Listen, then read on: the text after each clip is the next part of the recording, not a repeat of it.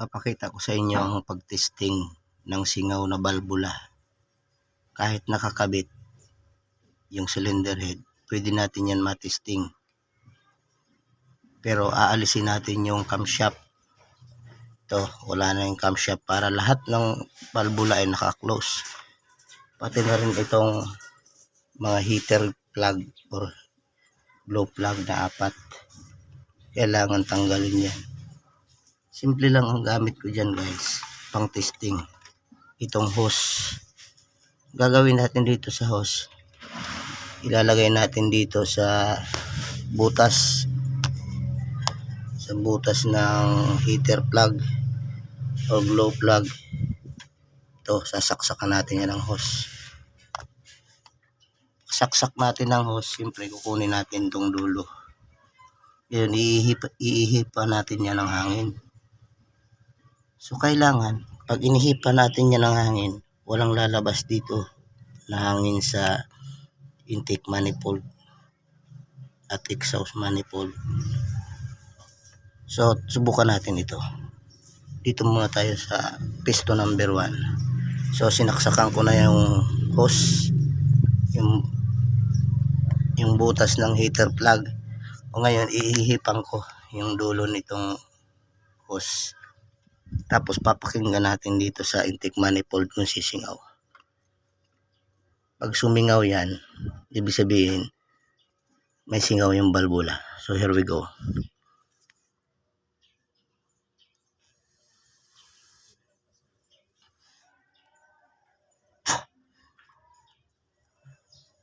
So guys, walang singaw yung balbula.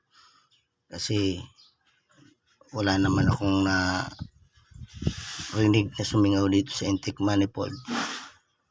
So subukan natin itong number 2.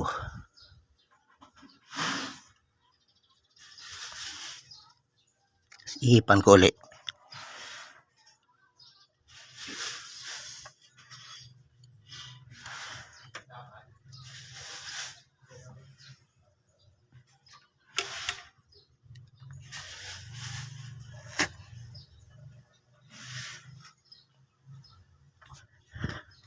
Ayan guys, wala rin itong singaw.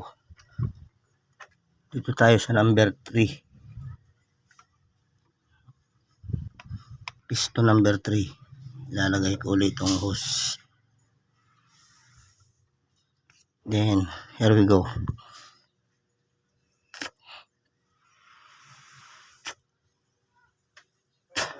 Okay guys, walang singaw. Dito tayo sa number 4. Then ihip ulit.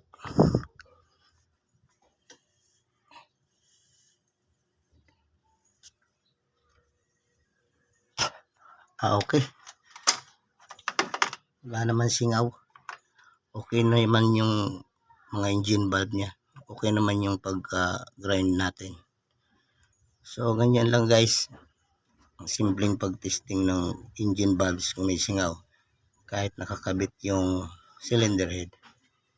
Kasi pag inihipan mo yung butas ng heater, kung singaw lalabas dito sa intake manifold yung hangin.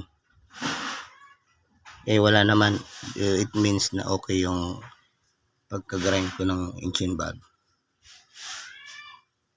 So kung may natutunan, please share. Thank you.